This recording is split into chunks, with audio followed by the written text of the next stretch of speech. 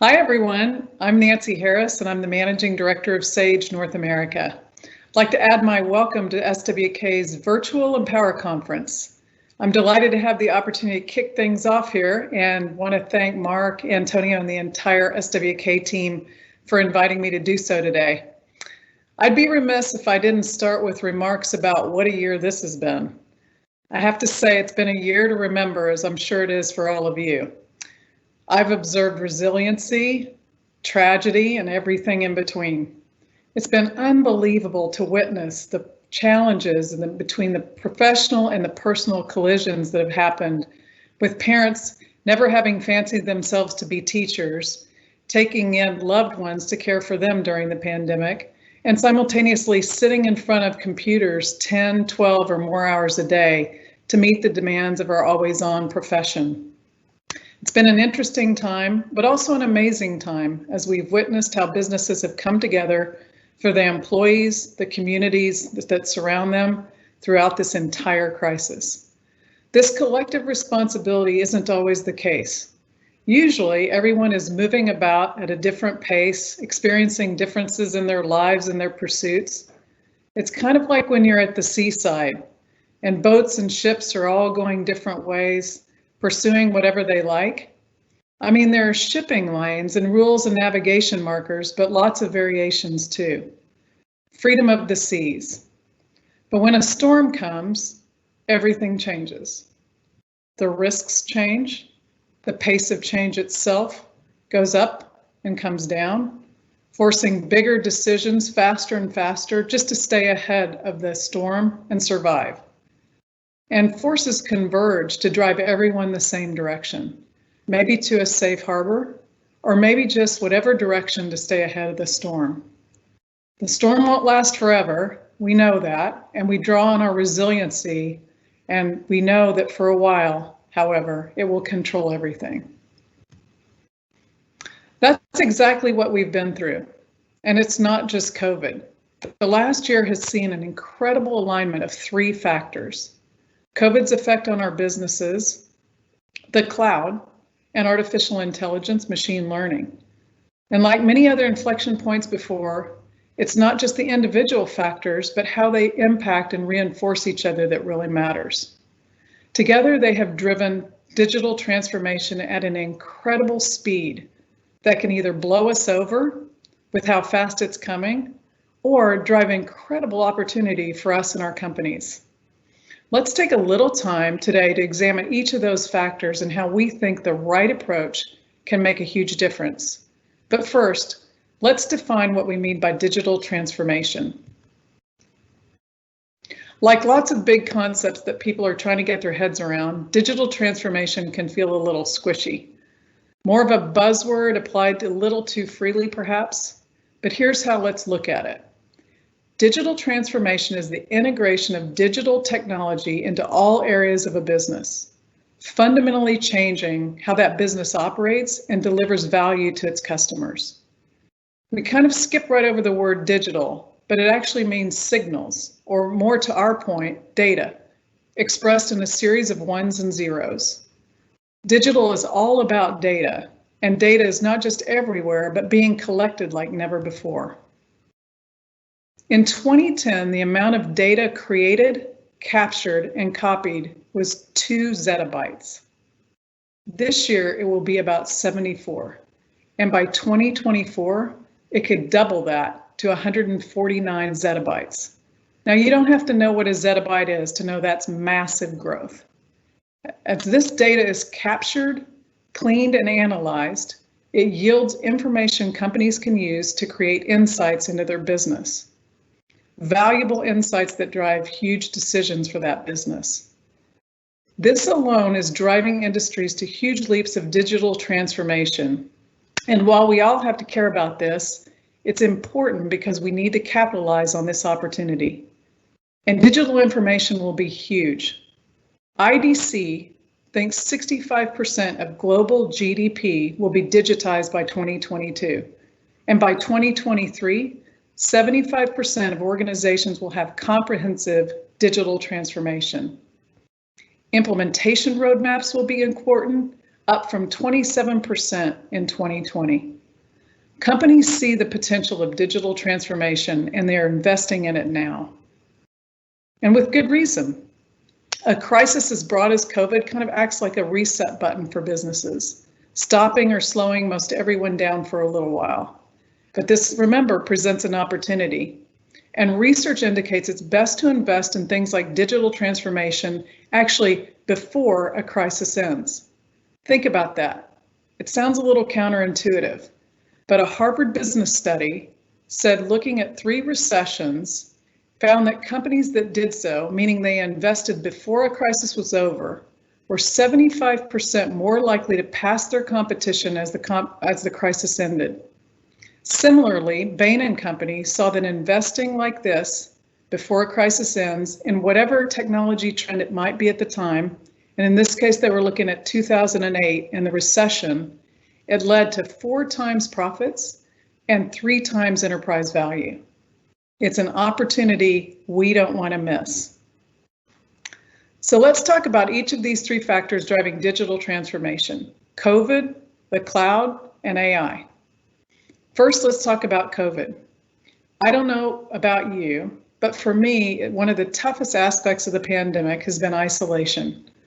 Sure, we can still connect digitally just like we're doing today. It's amazing, frankly, how easy it really is.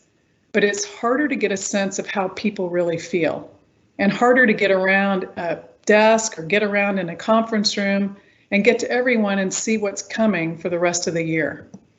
In part for this reason, we actually recently just commissioned a study to gather insights and put some numbers to what we're sensing, so we can all be better prepared for what may be ahead. Let me share some of those findings with you now. In April, we released the SAGE Return to Growth Outlook Report, which shares our findings on the impact of the COVID-19 pandemic after surveying more than 1,000 financial leaders across the US. We looked at useful findings about growth, recovery, business practices, and government support measures. We were glad to see, in fact delighted, that many businesses saw great success in implementing new programs, offering flexible work arrangements for their employees, and prioritizing commitments to their communities in which they operate. We believe it's critical that these key learnings from the last year are not lost and that organizations continue to leverage creativity and technology to foster stronger relationships with colleagues, customers, and prospects for continued growth as we emerge from this together. Here's some great news up front. US businesses are becoming increasingly confident that they will return to pre-pandemic revenue levels by the end of 2021. While only 1 in 3 financial leaders expect to see revenue reach or exceed pre-pandemic levels by the end of June of this year, 73% expect to achieve this mark by the end of the year. To adapt to the needs created by national lockdowns, more than half of those surveyed said they accelerated digital transformation by 3 years or more.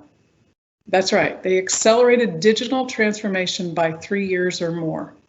And notably, for those who accelerated their digital transformation efforts, 40% of businesses believe they've become much more connected to their customers during the pandemic.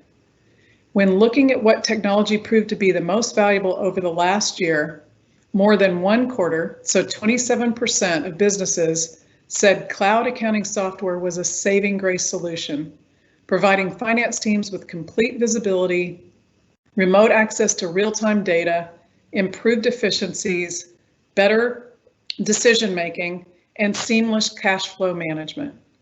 Businesses clearly see the value in cloud-based financial software, with 9 in 10 businesses surveyed using or planning to invest in these systems in 2021. So there's a snapshot of just some of the more intriguing findings that I think paint a pretty good picture of where small and medium businesses are. It's clear that the pandemic has had disproportionate impact on small and mid-sized businesses. But I'm encouraged to see the optimism these leaders have for recovery and growth as the world reopens. So this is the situation COVID has created, and it's great to get inside and connect with these financial leaders to really understand firsthand what they've experienced and then also what they're thinking as we come out of the crisis. But all of the separation and distance between us actually has a perfect digital answer: the cloud. Real clouds are ephemeral. It's this thing floating out there and passing by. In technology, it's ultimately a free-flowing connection and intersection of servers and data collectors all around the world, but it's certainly not fleeting. It's here to stay. The strength of the infrastructure lets the data travel so quickly. All of these disparate pieces and connection points between hardware and applications start to function as a single ecosystem. That unprecedented connectedness and flow of information is at the heart of digital transformation. For Sage, our whole reason for being is to transform how people think and work so their organizations can thrive. Even if there's a global pandemic, and despite any other crises, it's all about helping organizations thrive. Technology, specifically the cloud, is core to us achieving our purpose. Our technology vision has two parts. How do we enable our customers on the digital transformation journey? And then second, with AI and other automation means, we need to acknowledge that the work people are doing day to day will change. And we need to know how we can help then elevate the work of humans. We believe that humans will be able to do our higher value work when they have digitized business models. In order to solve for these two questions, we created a plan for a digital network, a digital environment, and we call it Sage Business Cloud. The purpose of this digital environment is to connect our customers, businesses, and the employees that work in those businesses to their employers, to their suppliers, to their customers, accountants, regulatory agencies, organizations, banks, everybody they interact with in the course of doing business, and in fact, interact with each other. These connections enabled by this digital network will provide familiar ways for people to collaborate with each other and get things done. Think about how we do this today, using the digital tools that have become so prevalent during the pandemic. Things like Microsoft Teams or Slack, for example. This means, in our case, working outside a single Sage product, but within the Sage Business Cloud, and using an ID, think of it as a token, to connect you into this network with others, your suppliers, your bankers, etc. And significantly, while the Sage Business Cloud helps customers digitize business relationships, it grows and learns from these interactions, delivering collective intelligence from the combined activity of millions of individuals and organizations. For example, using this data, using this learning to create improved forecasts and business insights, improved fraud detection, and many more advantages from being a part of the network. The idea is that by creating this network and the connections within, AI and machine learning capabilities get smarter and smarter based upon the transactions in the network. This helps automate routine work and elevate the work of finance and people professionals. That's what the digital network is designed for. And most importantly, cloud is not just the platform for the digital transformation, it enables AI and all that's driving it. You know, it's funny, it wasn't that long ago that AI was really thought of as science fiction. Now it's emerging everywhere. It underlies everything from self-driving cars to social media monitoring to chatbots. I'm sure many of you have interacted with chatbots that help you with your internet service when it's gone down, or any service where you may interact with support and previously talked to a live person. Oftentimes now we interact with chatbots. And in fact, based on their intelligence, we're often able to get answers to our questions, solutions to our problems, a tremendous amount faster than we did prior. Let me briefly share with you how we're finding that we can use artificial intelligence and machine learning to improve our customers' lives. Sage Intelligent Time is an example. It's an AI-powered timesheet built into financial ERP. It provides continuous, accurate, and complete insights to profitably manage service businesses. The time assistant helps teams ensure they account for all of their work, including unplanned activities that can be forgotten. For example, you can use the strengths of AI to reconstruct the work week across multiple projects and capture every billable moment, or recover large amounts of annual billable time that is typically lost or may be lost due to human error. It's a great example of how we can eliminate tedious work or mistakes that can happen and give time back to people for bigger and better things. More strategic work, more thoughtful work, rather than tedious rote work. That's what I love about these capabilities. It sounds like science fiction sometimes maybe, but it's really quite practical and useful. Great capabilities that free up human brains for creative, insightful work. And it is much more empowering for the people that get to remove themselves from the mundane and do what machines can't do. That, ladies and gentlemen, is elevating the work of humans. Generally speaking, automation of any kind is becoming more and more critical to streamline processes, improve efficiencies, and enable scalability. Other examples near and dear to our heart in the world of Sage 100 Cloud, 300 Cloud, and X3 include manufacturing and inventory automation. Also automation that can support back office tasks via paperless document management and sales tax automation. The increasing accessibility of data and analytics also can make a huge difference with regard to efficiencies. You can learn more about automation capabilities that augment Sage 100, 300, and X3, like Scanco, NetStock, Alltech, Avalara, and our own Andrea Ainsley, who will all present as part of the Empower Conference. So take in those sessions because you'll learn a great deal about how automation and these efficiencies enhancers can help you with your digital environment. So those are some thoughts on how COVID, cloud, and AI and automation are driving digital transformation, and why we should all be paying really close attention to the effects it has had and will continue to have on the economy and almost every aspect of our lives. You know, when COVID came along, some companies were hit pretty hard and almost wipe out, and we know some did, which is actually tragic. But some companies were able to rise up to the wave and wave the crest, and they're riding the waves as far as they can. Most companies had to seek safe harbor and wait it out a bit. But now we're seeing increased optimism and folks are really venturing out. In fact, we're seeing the economy rebound in unprecedented fashion.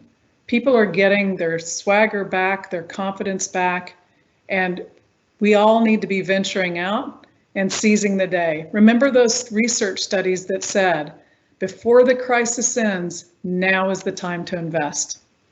You don't want to be caught up in the rush. I suggest you get out in front of it.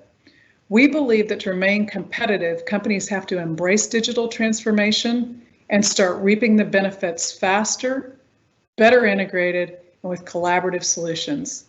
So with that, I thank you for your attention. I hope you have a wonderful Empower Conference. I know there are lots of great sessions in store, and Sage is delighted to be a part of it. So thank you to SWK for putting this on, and I hope everyone gets a lot out of Empower. Enjoy your time.